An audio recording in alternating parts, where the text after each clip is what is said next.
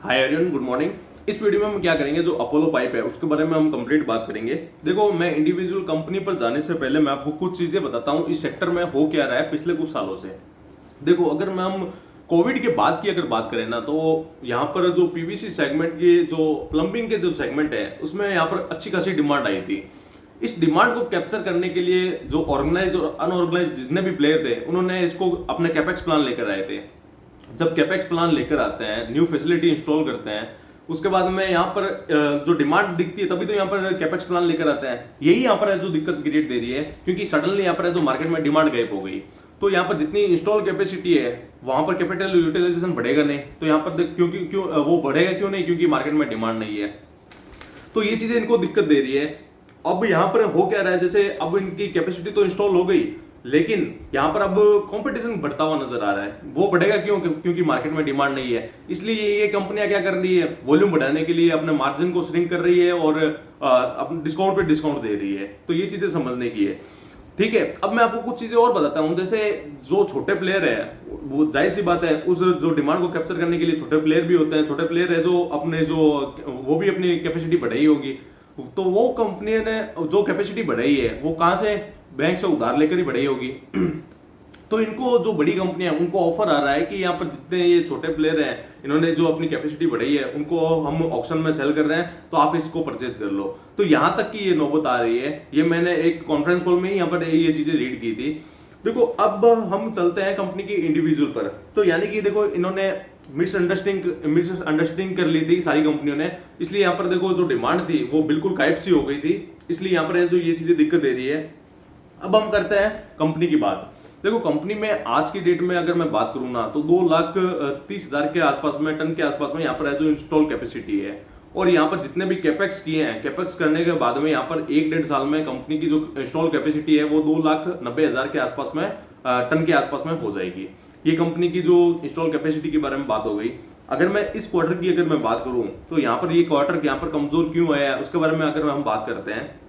देखो, सबसे पहले यहाँ पर बहुत सारे चीजें यहाँ पर डिपेंड करती है। अभी ये 275 करोड़ के आसपास में यहाँ पर क्वार्टरली रेवेन्यू निकल कर आया था। ये देखो, साफ साफ डी ग्रोथ नजर आ रहा है। अगर हम पिछले ईयर जून का से अगर इसको कंपैरिजन करें तो यहाँ पर 11% के आसपास में डी ग्रोथ बिल्कुल साफ साफ नजर आ रही है। अगर मैं आपको वॉल्यूम टर्म में अगर मैं बात करके बताऊं, तो 25,315 एमटी के आसपास में यहाँ पर जो वॉल्यूम निकल कर आई है, जो कि वाई बेसिस पर अगर इसको कंपैरिजन करें, तो यहाँ पर 5% के यहाँ पर जो डिक्रीज है, जो साफ साफ नजर आ रहा होगा। देखो, ये चीजें बिल्कुल भी अच्छी क्रिएट नहीं होती, क्योंकि मार्केट में यहाँ पर बिल्कुल भी इन चीजों की डिमांड है जो बिल्कुल गायब सी हो गई है। ठीक है, अगर मैं इसके एबिटा की भी अगर मैं बात करूं, तो एबिटा 7.5% के आसपास में है। और 187 बेसिस पॉइंट से वाई अगर इसको कंपेरिजन करें, तो यहाँ पर डी ग्रोथ नजर आ रही है। अब कंपनी का क्या कहना है कि ये जो क्वार्टर हमारा खराब हुआ है, वो किस वजह से हुआ है, उसके बारे में हम बताते हैं। देखो, फाइनेंशियल 25 तो यहाँ पर है जो बहुत ज्यादा यहाँ पर टफ क्वार्टर था। पूरा फाइनेंशियल ईयर ही टफ था, क्योंकि यहाँ पर देखो, इनके जो रॉ मटेरियल है वो भी काफी है जो फ्लक्चुएशन किए थे। और जितने भी यहाँ पर डीलर डिस्ट्रीब्यूटर थे, वो अपनी डिस्टॉकिंग है जो स्टार्ट कर दी थी। ठीक है, जो यहाँ पर पीवीसी रेजिन थी, इनका जो रॉ मटेरियल होता है, वो 75 से रुपए से यहाँ पर बढ़कर है जो 170 के आसपास में हो गई थी। तो यहाँ पर रॉ मटेरियल का जो प्राइस है, वो फ्लक्चुएशन के कारण भी यहाँ पर है जो इनको बहुत बड़ा हिट हुआ था। प्रिंस जो कंपनी है, वहां पर तो इनकी ये जो इन्वेंट्री थी, उनको बहुत बड़ा हिट हुआ था, इनको बहुत बड़ा लॉसेस लेना पड़ गया था। ये चीज आप देख सकते हो। तो ओवरऑल जो इंडस्ट्री है, वो अभी है जो अच्छी परफॉर्मेंस करती हुई नजर नहीं आ रही। अब हम इस क्वार्टर की अगर बात करें, तो जैसे कंपनी का कहना है कि हमारा अप्रैल और मई तो अच्छा गया, लेकिन जून में यहाँ पर जो मानसून जल्दी आया था, वो यहाँ पर है जो पूरा पूरा क्वार्टर खराब कर गया। देखो, इनका ये कहना है कि अगर मानसून जल्दी आया है, और तो वो मानसून जल्दी भी जाएगा, तो हमारा जो Q2 है, वो यहाँ पर अच्छा होता हुआ नजर आएगा। ये कंपनी का कहना है, ये बेसिकली मेरा कहना नहीं है। उसके बाद में जो अगर हम बात करें, तो इसके कुछ कैपेक्स प्लान की अगर हम बात कर लेते हैं। जैसे कंपनी अभी कैपेक्स कहां पर किया है, और कितना रुपए अभी है जो कैपेक्स करना अभी बाकी है, और उस कैपेक्स से यहाँ पर कितना बड़ा रेवेन्यू आ सकता है, उसके बारे में हम बात करते हैं। उसके बाद में फर्दर हम दूसरी बातें करेंगे। देखो, कंपनी ने जो वाराणसी में एक प्लांट डाला है, वाराणसी में नया एक प्लांट डाला है, वो इस फाइनेंशियल ईयर एंड में जो स्टार्ट हो सकता है। तो ये जो वाराणसी वाला प्लांट है, ये जो पूर्व का भारत है वहां पर जो डिमांड है उसको कैप्चर करेगा। ठीक है, ये उसकी बात हो गई। उसके बाद में फाइनेंशियल ईयर 25 में 166 करोड़ के आसपास में कंपनी ने कैपेक्स किया था और 70 से 80 करोड़ के आसपास में 20 Q1 में यहाँ पर है जो कैपेक्स किया है कंपनी ने।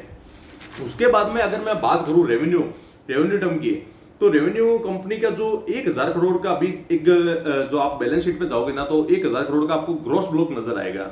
तो इस ग्रॉस ब्लॉक से कंपनी का ये कहना है कि हमारा जो रेवेन्यू आएगा वो 2500 से 3000 करोड़ के आसपास में रेवेन्यू आ सकता है और 250 से 300 करोड़ के आसपास में एबिटा आ सकता है, जो कि अभी 1100 करोड़ के आसपास में है।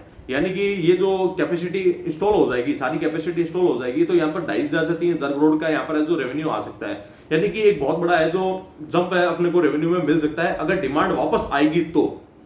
ठीक है, अभी ये जो इन कंपनी का कहना है कि हमारे जो मार्केट का साइज है 45,000 करोड़ के आसपास में कंपनी का, इस मार्केट का जो साइज है जो पीवीसी की बात कर रहा हूं। ठीक है, उसके बाद में अभी मैं आपको कुछ और चीजें बताते हुए चलता हूं। जैसे देखो, आप अगर ढंग से समझोगे ना, तो आप एक चीज देखोगे, तो जैसे अभी जो सरकारी जो इंफ्रास्ट्रक्चर है वहां पर भी खर्च नहीं हो रहा। देखो ये तो देखो टेम्परेरी रीजन हो गया, ये जो मानसून का आना और जाना, लेकिन अगर सरकार की जो इंफ्रास्ट्रक्चर पर खर्च नहीं पड़ेगा ना, तो यहां पर देखो दिक्कत रह सकती है पाइप इंडस्ट्री में। हालांकि मैंने भी कंपनियों में पोजीशन बनाई हुई है, वो आप जानते ही होंगे मैंने किस किस कंपनी में पोजीशन बनाई हुई है, लेकिन मैं इसी कारण इसको होल्ड कर रहा हूं क्योंकि मेरे को लग रहा है कि यहाँ पर कंपनी अभी है जो खत्म नहीं होने वाली। ये जो डिमांड है वो देखो टेम्परेरी है, जो ऊपर नीचे रह सकता है। तो ये चीज समझने की है। देखो जब तक सरकार का इंफ्रास्ट्रक्चर नहीं बढ़ेगा ना, खर्च स्पेंड नहीं बढ़ेगा ना, तो यहाँ पर जो डिमांड जो बिल्कुल गायब सी होती हुई नजर आएगी। ये चीज ध्यान में रखना। उसके बाद में जो कंपनी का गाइडेंस है, वो कंपनी का गाइडेंस ये है कि अभी तो जो हमारे जो वॉल्यूम है वो हो सकता है कि अगर अच्छा वर्स्ट केस सिनेरियो भी रहा तो इस साल में हमारा जो लो डबल डिजिट के आसपास में रह सकता है, यानी कि वॉल्यूम ग्रोथ। ठीक है, यानी कि लो वॉल्यूम ग्रोथ है, लो डबल डिजिट के आसपास में रह सकता है अगर वर्स्ट केस सिनेरियो हुआ तो। लेकिन कंपनी का ये कहना है कि हो सकता है कि Q3 के बाद में सिचुएशन है जो वापस बेटर होती हुई नजर आएगी। ये कंपनी का कहना है। उसके बाद में मैं आपको कुछ चीजें और बताते हुए चलता हूं। जैसे कुछ चीजें मैं आपको बताते देता हूं। जैसे मैंने डी स्टॉकिंग की मैंने बात कर ली, उसके बाद में हमने कैपेक्स की भी बात कर ली इसके, उसके बाद जो मानसून था उसके कारण चीजें खराब हुई थी उसके बारे में डिस्कशन कर लिया। ठीक है, उसके बाद में यहाँ पर देखो पीवीसी रेंजिन की जो हमने बात की थी वो देखो दबाव में, वो यहाँ पर जो रॉ मटेरियल था वो फ्लक्चुएशन के कारण भी यहाँ पर इनको बहुत बड़ा हिट हुआ था। उसके बाद में मैं आपको एक चीज और बता देता हूँ। जैसे ये कंपनियों में अपने को क्या देखना चाहिए, रुपये टन में आसपास में देखना चाहिए। इसका क्या दो सेगमेंट है, एक किसान का, एक अपोलो पाइप के सेगमेंट। जो किसान वाला है वो यहाँ पर जो एग्रो के जितने भी पाइप है वो यहाँ पर मैन्युफैक्चरिंग करते हैं, और अपोलो के आप जानते ही होंगे यहाँ पर जितने भी हमने कॉमर्शियल और रेजिडेंशियल के जितने भी पाइप है वो मैन्युफैक्चरिंग करते हैं। तो अभी है जो 9000 रुपये टन के आसपास में इनका अपोलो का सेगमेंट है, और किसान का जो सेगमेंट है वो 4000 रुपये टन के आसपास में है। जब यहाँ पर स्थिति इस कंपनी का कहना है कि अगर सुधरेगी तो यहाँ पर जो अपोलो का जो 9000 रुपए पर टन के हिसाब से है वो यहाँ पर बढ़कर है जो 10,000 से 11,000 रुपए पर टन के आसपास में हो जाएगा, और यहाँ पर जो किसान का 4000 रुपए पर टन है अभी की डेट में वो यहाँ पर 7,000 से 8,000 रुपए पर टन के आसपास में हो जाएगा। यानी कि रुपये पर टन यहाँ पर ये जितना बढ़ेगा ना उतना कंपनी के लिए बेटर है। तो ये चीजें समझने की है। उसके बाद में कंपनी का ये कहना है कि अगर सारी सिचुएशन अगर कंपनी की अच्छी होती हुई नजर आएगी, उसके बाद में कंपनी क्या करेगी, एक ग्रीनफील्ड कैपेक्स प्लान लेकर आएगी साउथ में। वहां पर उसको साउथ में अपना फोकस एरिया बढ़ाते हुए कंपनी नजर आएगी। ये तब की बात है जब ओवरऑल सिनेरियो अच्छा हो जाएगा। ये देखो फ्यूचर की बातें हैं, वो होगा तब होगा, उसके बाद में उसकी बात बाद में करेंगे। तो ये ओवरऑल इस जो कॉल थी उसका एक ये यहाँ पर एक समरी के रूप में आपके सामने रखा है। अगर मैं चीजों को एक छोटे पार्ट में अगर समझाने की कोशिश करूं, देखो यहाँ पर जो जितनी कैपेसिटी थी इंस्टॉल होने के बाद में वो अभी यूटिलाइजेशन की तरफ नहीं जा रही क्योंकि मार्केट में डिमांड नहीं है। उसके बाद में ये क्वार्टर खराब इसलिए हुआ है क्योंकि मानसून जल्दी आ गया था। कंपनी का ये कहना है कि ये साल हमारा थोड़ा बेटर रह सकता है क्योंकि यहाँ पर है जो वॉल्यूम है जो वर्स्ट के सिनेरियो में यहाँ पर है जो लो डबल डिजिट के आसपास में यहाँ पर ग्रोथ होता हुआ नजर आएगा। उसके बाद में अगर यहाँ पर जो गवर्नमेंट की स्पेंडिंग नहीं बढ़ेगी इंफ्रास्ट्रक्चर पर, तो यहाँ पर है जो थोड़ी बहुत डिमांड में वापस देखो कंप्रेस रहेगा ही रहेगा, ये जायज सी बात है। लेकिन एक पॉजिटिव पॉइंट ये है कि यहाँ पर जितने अनऑर्गेनाइज्ड प्लेयर है वहां पर उनकी हालत बिल्कुल टाइट हो गई होगी, क्योंकि वहां अगर मार्केट में डिमांड नहीं होती ना और वो सारे अगर कर्ज पर लेकर कोई काम कर रहे हैं तो वो कर्ज नहीं चुकाएंगे, तो वहां पर देखो इनकी जितनी कैपेसिटी है वो यहाँ पर बिकने की तरफ आ जाएगी। ये यहाँ पर एक पॉजिटिव साइन होगा। लेकिन अगर हम बात करें जो यहाँ पर अनऑर्गेनाइज से हम ऑर्गेनाइज की तरफ बिल्कुल जा रहे हैं, क्योंकि हर लोग है जो आज की तरफ है जो ब्रांड की तरफ बिल्कुल जाता हुआ नजर आ रहा है। उसके बाद में मैंने आपको बता दिया कि जितना इनका कैपेक्स प्लान है उससे कितना बड़ा रेवेन्यू आ सकता है, उसके बाद में यहाँ पर कितना एबिटा आ सकता है। लेकिन आज की डेट में कंपनी की सिचुएशन थोड़ी बहुत टाइट है, ठीक है। ये जो Q2 आएगा ये Q1 से बेटर होगा, ये कंपनी का कहना है। तो ओवरऑल अगर हम बात करें तो फाइनेंशियल ईयर 25 से 27, फाइनेंशियल ईयर 25 तो देखो इनका हार्ड रहा, लेकिन फाइनेंशियल ईयर 26 है वहां पर जो अच्छा होता हुआ कंपनी का कहना है कि हमें नजर आ रहा है, अगर गवर्नमेंट की स्पेंडिंग बढ़ेगी तो ये इस कंपनी के बारे में बात है। मेरे हिसाब से अभी कंपनी की सिचुएशन थोड़ी बहुत टाइट है, लेकिन ये देखो चीजें कभी भी परमानेंट नहीं रहती, ये सब चीजें जो टेम्परेरी रहती है। जब डिमांड एक बहुत बड़ी आती है ना तो उसका देखो पिक आउट होता ही होता है।